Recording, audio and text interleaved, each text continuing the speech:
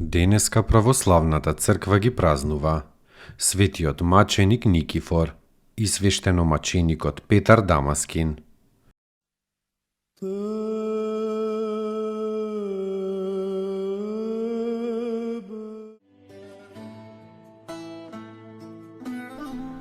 Светиот маченик Никифор. Житието на овој маченик покажува јасно како Бог ја отфрла свирепоста и со слава ја овенчува смиреноста и братолюбието. Во Антиохија живееле двајца блиски пријатели. Учениот свештеник Саприки и обичниот прост граѓанин Никифор. Нивното пријателство некако се свртило во страшна меѓусебна омраза. Богобојазливиот Никифор се обидувал повеќе пати да се помири со свештеникот, но овој тоа никако не го сакал. Кога настанало гонење на христијаните, свештеникот Саприки бил осуден на смрт и бил изведен на губилиште. Ожалостениот Никифор тргнал по сапкарија молејќи го попат, барем пред смртта да му опрости и во мир да се разделат. Те молам, маченику Христов, говорел Никифор, опрости ми ако ти сгрешив нешто. Саприки не сакал ни да се сврти кон својот соперник, туку мирно и горделиво чекорел кон смртта. Но гледајќи ја тврдоста на срцето свештеничко, Бог не сакал да му ја прими маченичката жртва и да го овенча со венец, туку тајно му ја одзел благодата. И во последниот момент Саприки пред желатите се одрекол од Христа и изјавил дека ќе им се поклони на идолите. Така бил ослепен од омраза. Никифор го преколнувал Саприкија да не се одрекува од Христа. О, брате возлюбен, не прави го тоа, не одрекувај се од нашиот Господ Исус Христос. Не губи го венецот небесен, но се било залудно. Саприки останал при своето. Тогаш Никифор им извикал на джелатите: и јас сум христијанин и се четеме мене наместо Саприкија.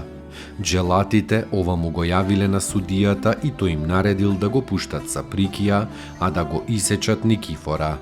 Радосно Никифор ја ставил својата глава на трупот и бил исечен. Така се удостоил на царството и бил овенчан со бесмртниот венец на славата. Ова се случило во 260-та година, во времето на царот Галиен. Te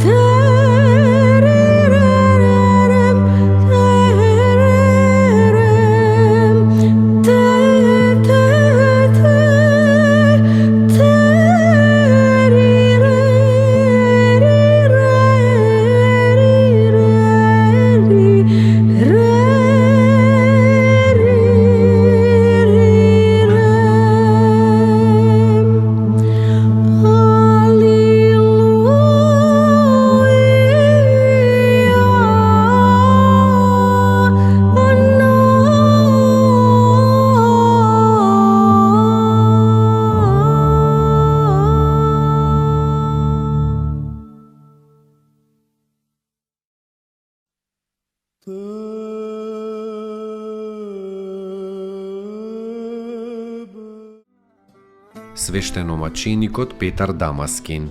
За овој светител едни мислат дека живеел во 8-миот, а други во 7-миот век. Оваа различност во мислењата доаѓа секако оттаму што имало двајца Петар Дамаскин. Овој за кого станува збор бил голем подвижник. Несебичен до крајност, тој немал ниту една своја книга, туку позајмувал и читал. А читал неуморно, собирајќи мудрост како пчелата мед. Некое време бил епископ во Дамаск, но бидејќи говорел против мухамеданството и манихејската ерес, арапите му го пресекле јазикот и го испратиле длабоко во Арабија, во робство. Но Бог му дал сила на говор, та и во робството го проповедал Евангелието и многумина обратил во верата Христова. Составил и им оставил на потомците една драгоцена книга за духовниот живот. Завршил како исповедник и маченик и се преселил во Царството Христово.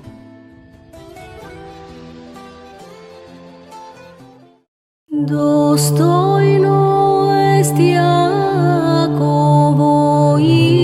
истину, блажити Тја Богородицу, присно